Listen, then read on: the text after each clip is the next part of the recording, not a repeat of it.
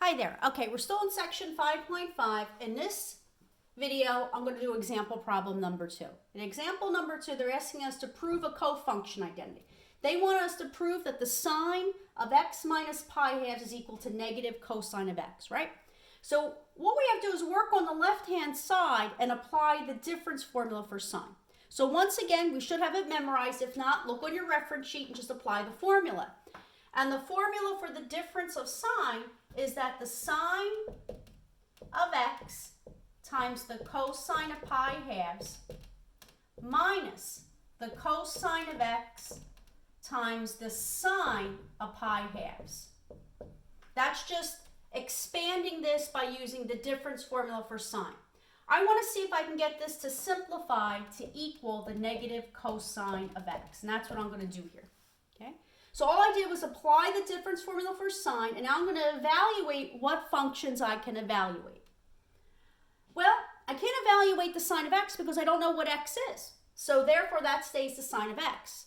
But I can evaluate the cosine of pi halves. I know the cosine of pi halves. If I go to pi halves on my unit circle, I know the cosine or its x-coordinate is 0. So I can replace that with 0.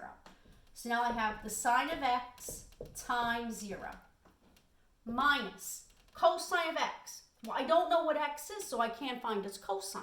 So therefore, that remains the cosine of x. Times the sine of pi halves. Well, I know the sine of pi halves. If I go to pi halves on my unit circle, my y-coordinate is 1. So I can replace the sine of pi halves with 1. See if I can simplify this left-hand side to get it to equal the negative cosine of x. So if I simplify this, anything times 0 we know is 0, minus the cosine of x times 1. We know anything times 1 would just be cosine of x. So now on the left-hand side, I'm left with 0 minus the cosine of x. Does this equal negative cosine of x? It sure does. 0 minus cosine of x is minus cosine of x, or negative cosine of x, which equals negative cosine of x, and you verified it. So when we're verifying or proving an identity, we work with one side and one side only, okay? So that was example 2. Let's move on to example 3. All right, in example 3, what we're going to do here is we're going to simplify each expression. Example number 3. Simplify each expression.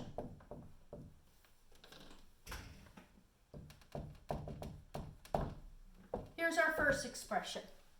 The first expression I want to simplify is simplify that the sine of 3 pi halves minus theta,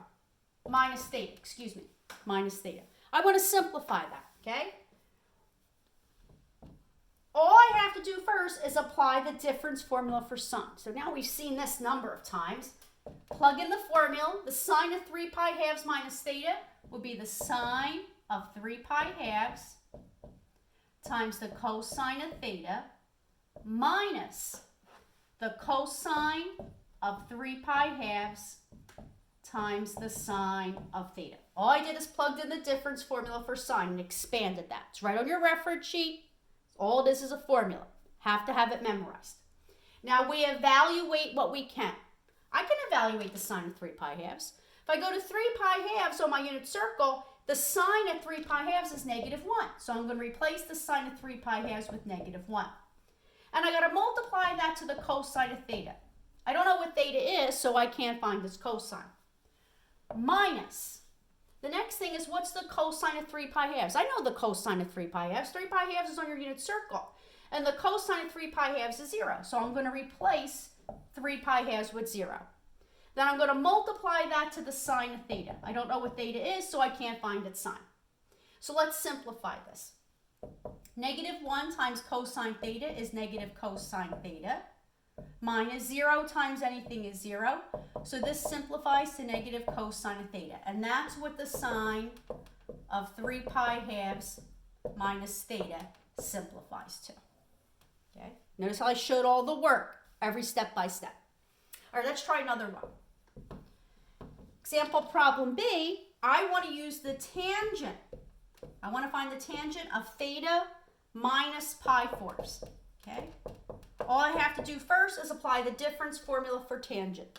The difference formula for tangent is the tangent of theta minus the tangent of pi fourths. And in the denominator, it'll be 1. Remember, if the sign's minus in the denominator, it switches to plus. Vice versa, if it was plus, it would switch to minus. So 1 plus the tangent of theta times the tangent of pi fourths. All this is a formula that we derived in class. It's on your reference sheet, needs to be memorized. Okay, so I just applied the difference formula for tangent. Now let's evaluate what we can. Okay, so the tangent of theta, I don't know what theta is, so I can't find its tangent. So that remains tangent of theta. Minus tangent of pi fourths. Oh, we love pi fourths. Its tangent's easy. Tangent of pi fourths is 1. Because remember, at pi fourths, your coordinates are radical 2 halves and radical 2 halves. Tangent's y over x. Anything divided by itself is 1, right? Real quick review. In the denominator, I have 1 plus tangent of theta. Once again, we don't know what theta is, so we can't find its tangent, so it stays tangent of theta. But we got to multiply that to the tangent of pi fourths. Easy peasy, tangent of pi fourths is 1. So times 1.